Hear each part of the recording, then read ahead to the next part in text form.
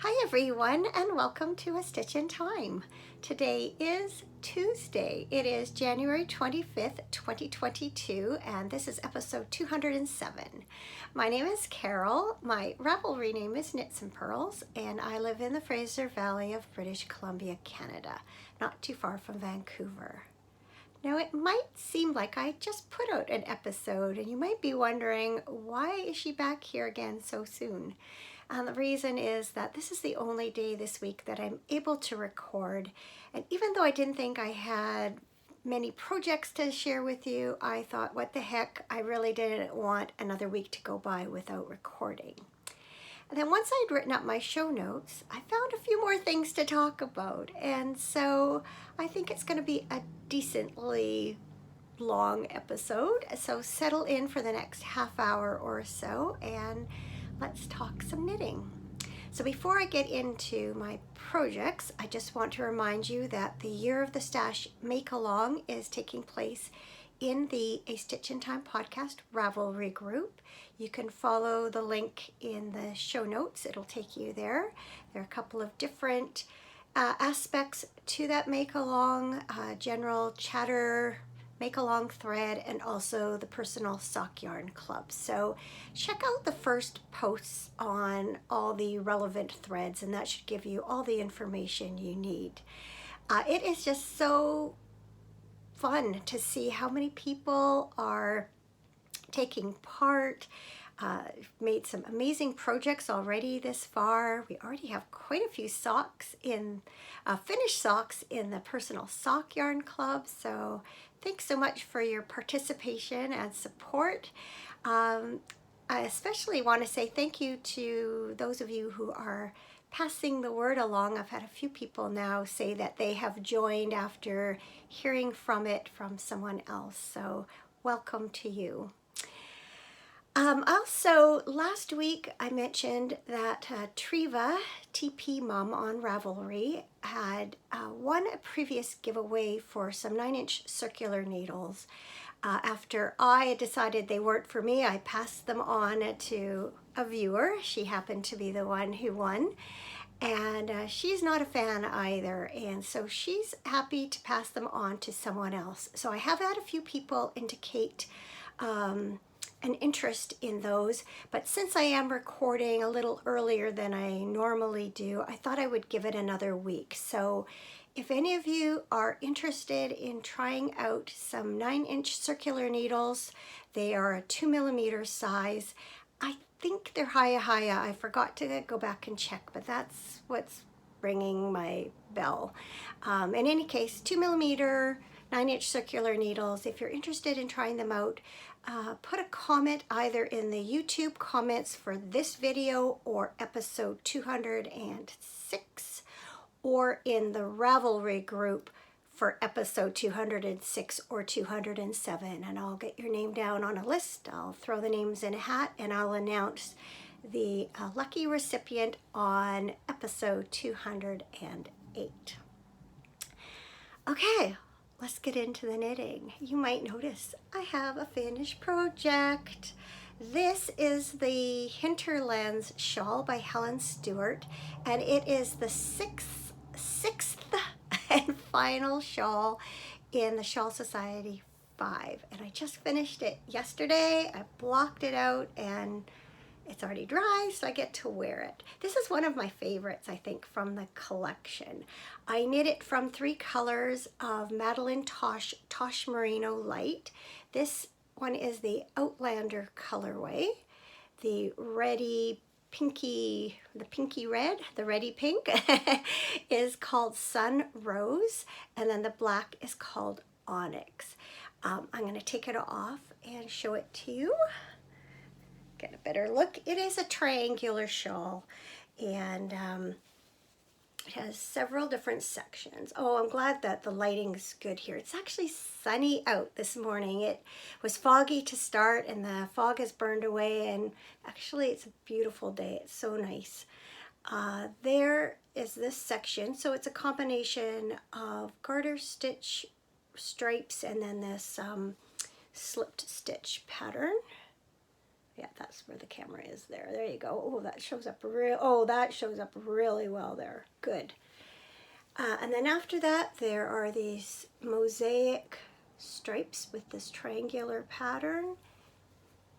And you move into a garter stitch black stripe followed by a ribbing section, and then the final border is this rib with a twisted knit stitch dividing the reverse stockinette stitch pattern.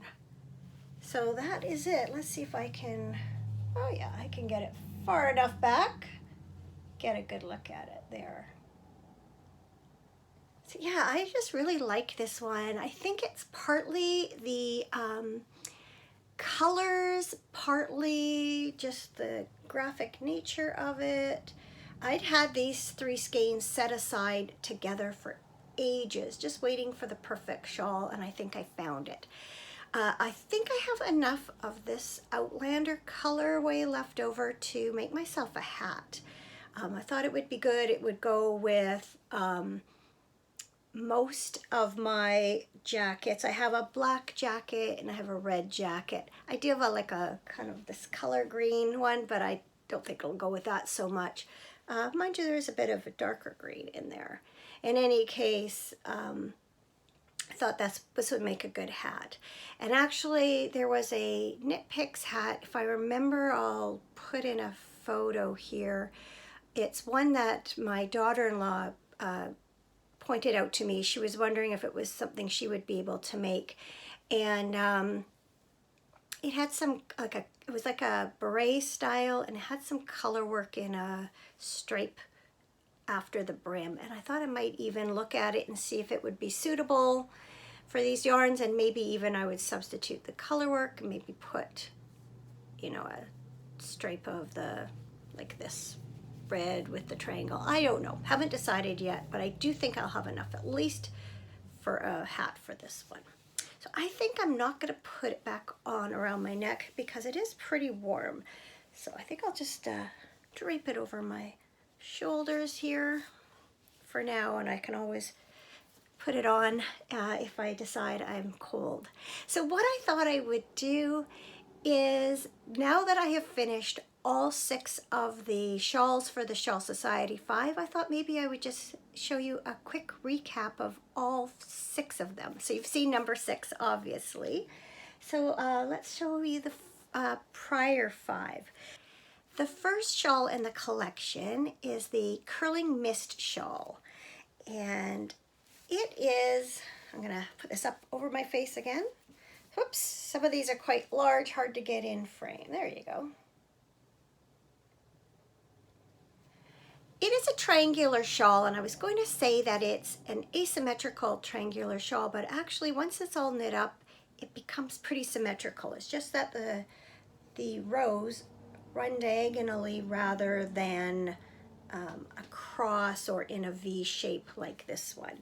So I knit this out of 2 different yarns. The first was a skein of Super Sweet Sock from Sweet Fiber Yarns, and this is the Mountainscape colorway.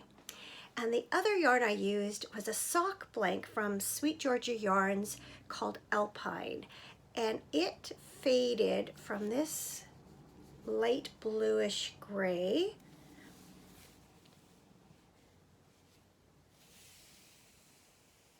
all the way to this dark, sort of a purpley blue gray. So I thought the 2 yarns went together well, especially in this section, but even here, because there was this purpley color that was in this colorway. And so I think it turned out really well. I was happy with the finished product. So that's number 1, shawl number 1. I didn't write down when I made these or anything, but I will have links to all of the shawls in the show notes. The second one was called the Silver River Shawl, and I knit this from 2 colors of Black Cat Custom Yarn Blingtron 400, which is their sparkle base. And so this main color was called Frogger, And then this color was called Starry Night, which I just thought was a perfect colorway to use in a shawl that was inspired by the Milky Way. So this is a very shallow crescent shawl. So I'm just going to start at one end. You can see it's finished off with a picot edge, and it basically alternates stripes of a garter stitch and then this textured pattern. And those stripes are done with short rows, and so they start out narrow on this side and then get wider as you go along. One thing I've done a couple of shawls now with this construction. One downside of it is that the middle part, even when you block it, tends to have this curl here, which I'm not crazy about. It just doesn't really want to block out straight, and that's just with the way that it's knit. But it was a fun one to knit because of the short rows, and I really like the way these colorways worked together. So another successful one. I'm happy actually with all of the ones that I knit. I think they all turned out really nicely. Okay, shawl number 3. This was the wildest one, and maybe that's fitting since it's called the Wild Bees Wrap. I just had a ton of fun knitting this one. I had a skein of lichen and lace yarn. Oh, I forgot to write down the colorway. I think it was Tiger Lily, if I remember correctly. I'll write it down on the screen if I'm wrong. It was this colorway here. Oh no, I think it was Daylily. Daylily. And then I had this skein of, oh, I forgot to write that down too. I had this skein of Sweet Georgia Yarns Tough Love Sock. Don't remember the colorway name. I'll write it down below. And then I had a Party of 5 set from Sweet Georgia that just matched all of these colors in here, and so I just decided to have fun. So this shawl was constructed from the center out. You knit a square, and then you worked your way out around the square with the various colorways, and you did this wild bees, this motif, this bee motif. And then once you got to a certain point on the square, you picked up along each side edge of the square, and then you worked out from there. And so this was one side, and then obviously the other side looked the same.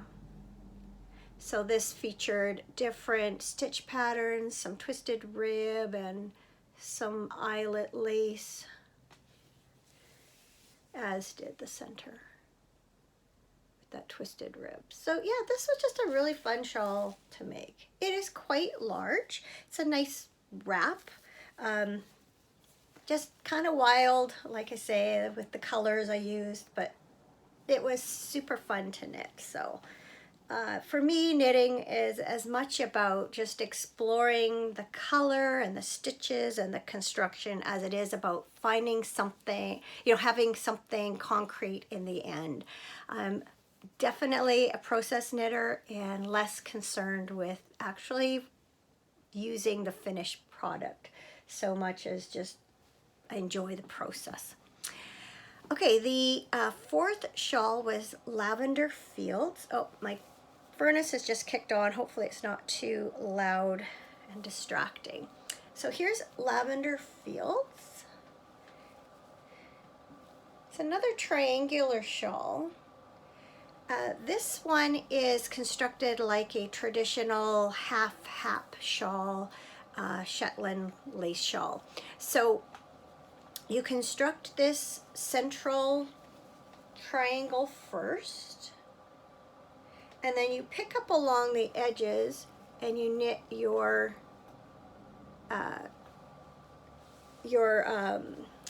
edging. So it's all garter stitch with this really pretty lace here. Very simple border with an eyelet edge, and I always forget to put the thing on the side where the camera is. Sorry about that. Yeah, just a little picot edge. It's pretty lace. So this is made from 2 colors of Sweet Georgia Yarns Tough Love Sock. As you will have noticed, I used Sweet Georgia Yarns for several of the shawls in this collection. This main color is called Slumber Party, and then this contrasting was called Dried Lavender. So I thought that was perfect for a shawl that was called Lavender Fields. So yeah, really happy with that one too. And the 5th shawl is the Veranda Shade Shawl. I knit this from 3 colors of Fiddly Dye Works merino sock. So the green is Gretchen, the speckled multicolor one is called Karis, and then I added a 3rd color. The original was only knit in 2 colors, but I added the stripes. Instead of doing the stripes in the green, as indicated, I did them in this colorway called Adira. I just thought it picked up the pink in both yarns, and this is a very shallow, long crescent shaped shawl with this pretty trellis lace pattern. So it just reminded me of roses on a trellis. So that's, you can see, it's quite long because of course it stretches out that far on the other side too. Can't get it all in frame. And then of course we have the Hinterlands shawl. So very happy to once again participated in the Shawl Society. I think there are other years where I have knit all 6 shawls, but not every year. So it felt good to accomplish that. The only other project I've been working on this week is my Ashland by Julie Hoover. This is a Brooklyn tweed pattern, and if you've been watching for the last month or so, you've seen my progress on it.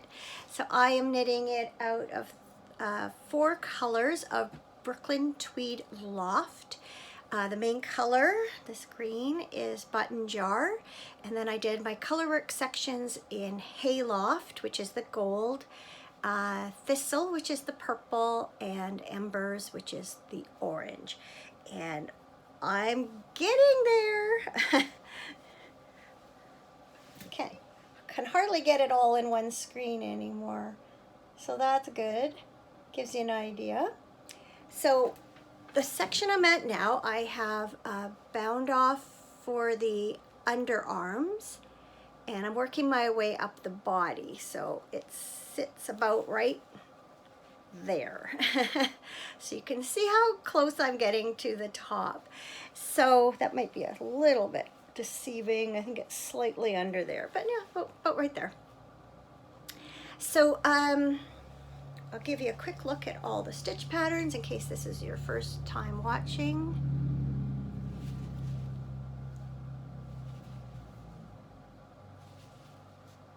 This pattern was originally done in 3 colors of yarn, but I added in an extra color in this section, and I also reversed the position of where the gold is supposed to be in this stripe and in this one, because I wanted the gold to stand out and I didn't want the purple to get lost in the knitting. So this is a really interesting construction. You knit this in the round, and I've been guilty of not reading ahead on this project nearly as much as I should have, and I missed a few what I think are important points. One is that the body, the body shaping was not what I was thinking it was going to be. I thought I would have a traditional shape like this in the body. And instead it's more or less an A line, and then there's only one set of increases before you knit a little ways and divide for the underarms. And so knowing that, I probably would have done more traditional shaping. The other thing is that the number of stitches you cast on in the first place around the hips is quite a bit more than the number that's left at the bust line, and so we more or less have an A-lined sweater, which is not the most flattering shape for me.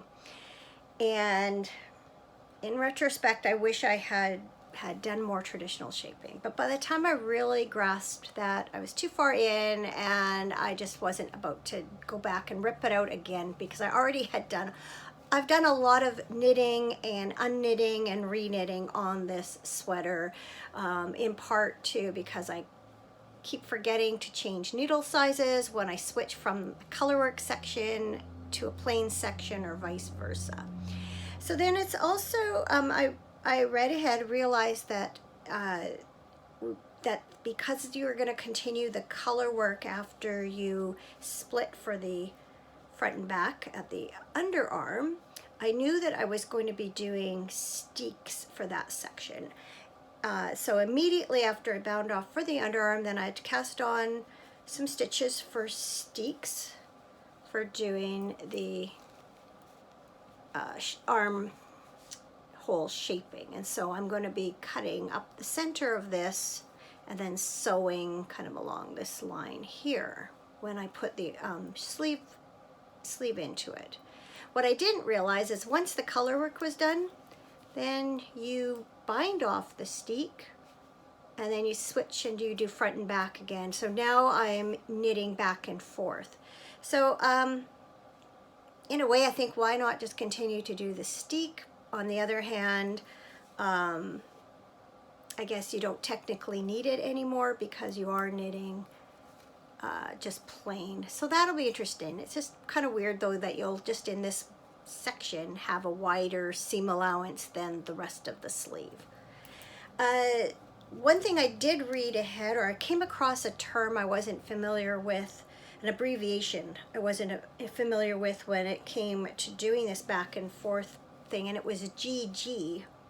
So I went looking, and what it is, it's a garter stitch edge. So what they want you to do is along just the edge stitch of this next section to do a garter stitch along the edge. So knit the first stitch of every row, whether it's the right side or the wrong side. Apparently it's good for gives you a stretchy edging. I've decided I am just going to do stockinette stitch because I feel like when I go to sew it, I'm more comfortable seaming a stockinette stitch edge than I am a garter stitch edge. I know where I want to put my needles, like one stitch in from the edge to join the sleeve into the armhole. So I'm just going to stick with what I know and just do stockinette stitch. So I've done one row on the back. They also have you doing the back and front separately, but I'm going to join in another ball of yarn and knit the front and the back at the same time. And then also once you start shaping for the neck, you add on a third ball. Well, if you were knitting the front on its own, you would add in a second ball of yarn and do the shaping for around the neck up to the armholes. But I'm going to just do them both at the same time, both the front and back at the same time, and that way they're the same length and it's got the same tension. And then when that's done, the whole body will be done. And then you do the sleeves. So you do a similar thing. You start, knit them in the round, and then you again bind off for the underarm section of the sleeve, and then you right away cast on stitches and do steek. And then I'm assuming, I haven't read that far, I do believe that you do basically the same thing. Once the color work is done, I think you end your steek and then just do your sleeve cap plain. So yeah, it's coming along. One thing I was really relieved about, I did try it on just after I split for the, I guess just as I was about to split for the front and back for the armholes. I did try it on and I was like, feels pretty big. And then I was concerned that this section would be too big. As I explained before, the smallest size on this pattern was going to be too small, but there's quite a leap between the first size and the second size. And it is meant to be worn with positive ease. The models are shown with, I think, 34-inch busts and with a 39-inch bust circumference for the sweater. So I will not have as much positive ease as these ladies do. And I think I'm thinking it's going to be okay. One thing I was relieved to see is once I had done the shaping for the underarms to see where this sat. It is not going to sit like way off my shoulders and look big overall. I think it's going to sit at a good place. In fact, yesterday I had a little hoodie. It's made out of t-shirt fabric like this. And actually this is even a good example. And it sat basically where the armhole seams were for that shirt. And actually this is about the same too. So it shouldn't look too big up top, even if it might end up being a little bit wider in the hip area, waist and hip area than I like. But it's going to be worn with, jeans. It's like a casual sweater. I can definitely see myself having a shirt underneath it the way this person does. So I think it's going to be okay. I hope I'm not just trying to convince myself, because sometimes we do that, but I like it too much to just think that it's never going to get worn. So anyway, that is that. My shawl is slipping off. Woo. So last week I had said I was going to cut my recording into smaller segments, and then I forgot, and then that did pose a problem for me. Although in the end I was able to get my big file onto my computer. But I'm going to take a quick break here and then come back with the rest. Well, that worked out well because I had forgotten to bring the iPad in here, which I need for my next segment, Up and Coming. So because I've finished off my shawl, and last week I completed a couple of pairs of plain vanilla socks, it's time to cast on some new things. The first of which will be another pair of plain vanilla socks. As I suspected, I just can't wait until February 1st when I get to open my next installment of my personal sock yarn club. So I'm going to have a look through this stash and cast on a new pair of socks. But the other project I'm going to do is a baby sweater. My nephew and his wife just had a new little girl a couple of weeks ago. And just before that, when we were on our little getaway on Vancouver Island, we had gone to a bookstore, and I found a really nice knitting book called Knit Happy with Self-Striping Yarn by Stephanie Lotvin. And one of the patterns that really captured my eye was this little baby sweater. And it is called Showered in Rainbows. And what I like about it, it's knit with a skein of self-striping yarn, but you are knitting in different directions at various times, and so it's like looks like a modular sweater. Well, I guess it is a modular sweater, but it's because it's on because it's a baby sweater and because it's in little small sections, the stripes can be quite large at times and look like color blocking. So I just thought that would be a really fun sweater to knit up for the new baby. And then I think I'm going to do the 6 to 12 month size and probably put it together with a little onesie or a t-shirt and a pair of jeans. Anyway, I went stash diving and I came up with this fun skein. I don't know if you can tell, it has sparkles. I just thought it'd be really cute on a little girl. So this is Opal Glitter, and it's color number 9070, and the colorway is called Shine. So I am going to start that very soon. I can't wait. It's kind of fun to be able to do a use up some sock yarn, but with a non-sock pattern also. All right, that is it for all the yarny talk. As for what's been going on around here, well, first and foremost, I hope you can tell I am in a much better mood, a much better state of mind than I was last week. And I think that's in large part due to the fact that we've had some sunny weather off and on over the past few days. I firmly believe that weather can have a significant impact on your mood, and lately we have had so much dark, wet, gloomy, foggy weather. I think it just rubbed off on me. Even on Sunday, it was foggy here all day.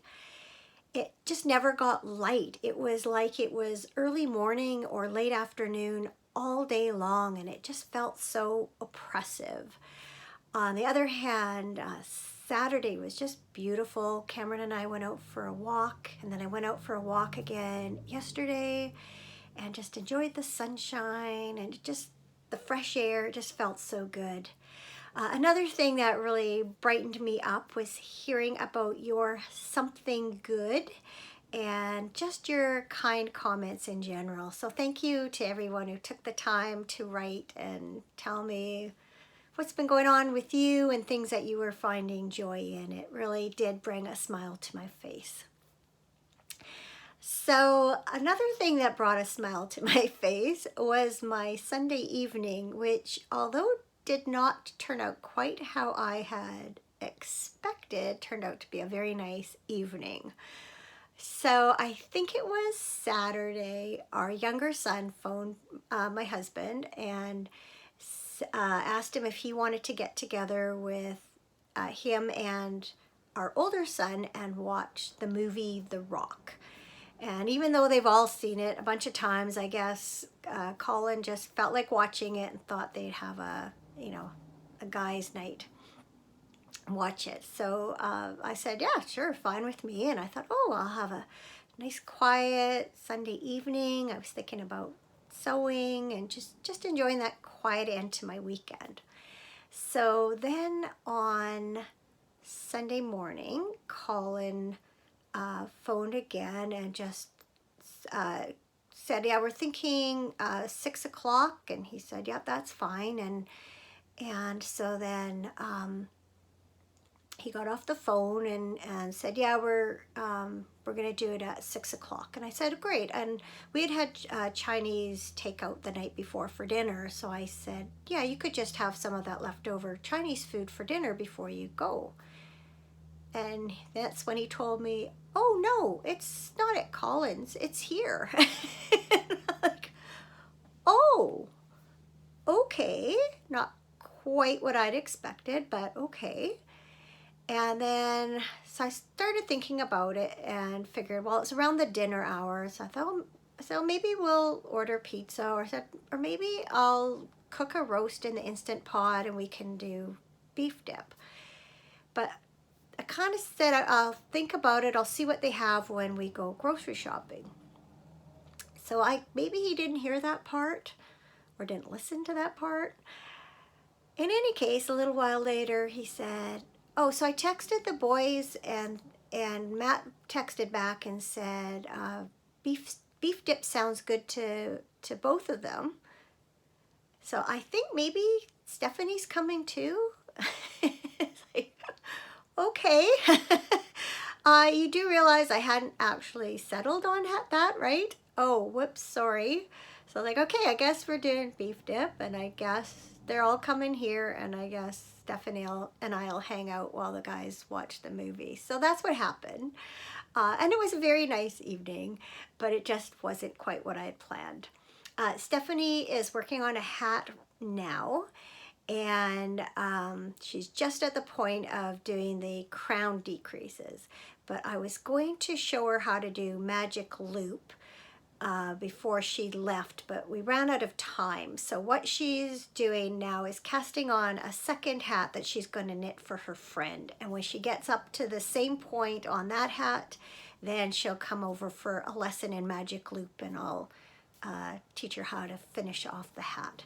So it looks really nice. She's quite enjoying it.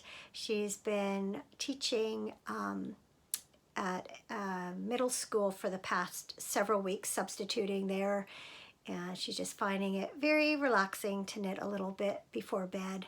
She said the other day, 'cause she's quite an early to bed girl, and she said the other day she totally lost track, and it was 11 o'clock before she realized it, because she was just knitting away, and not paying attention to the time. I said, yep, that happens. Oh yes, for those of you who enjoy hearing about my ongoing saga with the moles in our yard, I have a little update on mole wars for you. So I had a few of you, when I described the flooding that we had in our backyard a couple of months ago, a few of you speculated that perhaps the moles had drowned during that episode. And sadly, that is not the case. Although I did not see any mole activity for quite a long time. That is until our snow melted. And in one area in particular in the backyard, they or it has been very busy, and the ground is just a mess. I think because it was covered with snow, and it's in shadow for a good part of the day, so the snow stayed in that area quite a while. I think the mole was coming up quite close to the surface as it was feeding, because in addition to the mole hills that we get when it comes right up to the surface, just got a lot of ground that's been disturbed. And anyway, so the other day when I noticed this, I went out and set all 3 of the mole traps. And literally within minutes, I'd come back inside and I started washing some dishes, and I looked out to the backyard, and lo and behold, one of the mole traps had like already gone off. So I was like, okay, there's just no way I'm going to be that lucky. And sure enough, I was not that lucky. The trap had sprung, but no mole in it. And that one has sprung again since, and another one has been set off again since, but so far the mole has eluded us. But I'm going to leave the traps where they are, because it's obviously an active area, and I'm just hoping and thinking sooner or later I've got to get lucky here. I think part of the problem is because there just seem to be so many tunnels and going every which way that I may or may not have the trap lined up just so in order to get them all. But anyway, cross your fingers and I'll keep you posted. I would love to get this little critter before it causes too much more damage. I certainly hope I get it before springtime, and then we can replant all that area again. It's just such a mess. All right, I do have something good this week, and it's something very good. We are going away for a few days. We're not going very far. We're just going to a provincial park that's about an hour and a half's drive away. But it has a lodge there, and during the winter they have skiing and snowshoeing and cross-country skiing, and we are going to go snowshoeing for a couple of days. So we're leaving tomorrow morning, staying over 2 nights, coming back Friday. So that means Cameron will have 5 days off of work, and we'll have 3 days away, and the weather is supposed to be really good.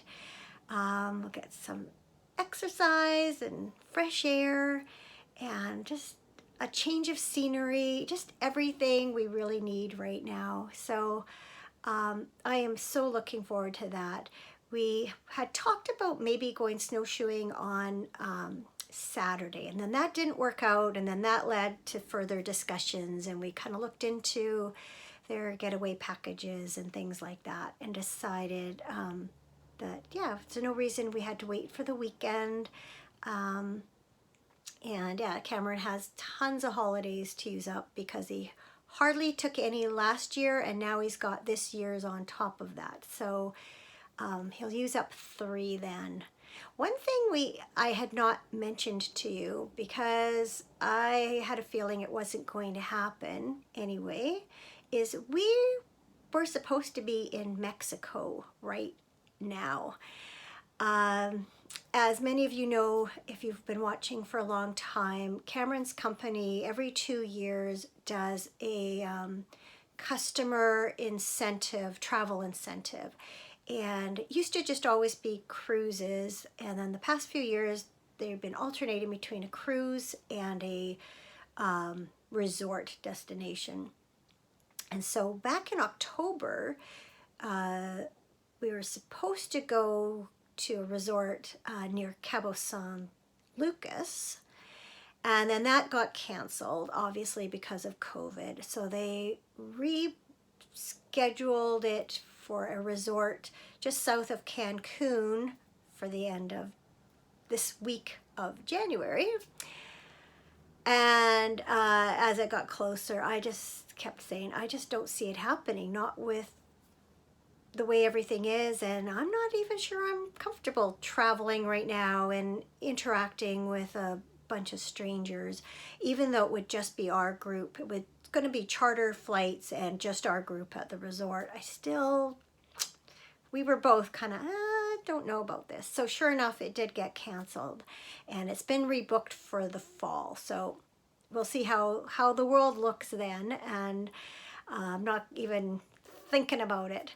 But yeah, it just dawned on me, I think it was Friday, like, yeah, we are supposed to be on a beach right now, and oh well, hopefully our time will come again. So in the meantime, I am just thrilled to be going away, if just for a few days, and even though it's going to be cold and snowy, that's okay. It's supposed to be sunny and just be a nice change of scenery. So looking forward to that. Having said that, I will probably not be too active on Ravelry or YouTube over that time period. As it is, I keep meaning to mention, weekends I am not on the computer very much. Maybe you've noticed on weekends you won't see much of me on Ravelry or YouTube as far as answering comments. I tend to take weekends away from that. But yeah, that I'm not even sure what the internet's setup is up there, how good it will be, because it is kind of out in the middle of nowhere. Plus, I just don't expect to be spending a whole lot of time on the computer. Just looking forward to some snowshoeing during the day and just knitting and hanging out at night. So yeah, I'll be in touch more again next week.